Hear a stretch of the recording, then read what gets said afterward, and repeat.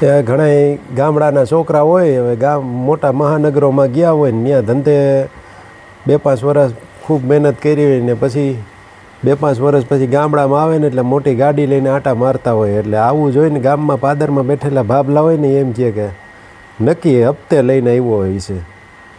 હા, કંઈ હપ્તા ભરી નહીં અગે કે જોઈ જજી કે આવું જ વિચારે. પછી આવું વિચારતા હોય એને ઓલો છોકરો છે એ ગાડીમાં બેહારે, એના કરતાં રાજી થાય કે વાહ હેલા તે તો સારી પ્રગતિ કરી, સારી ગાડી લીધી.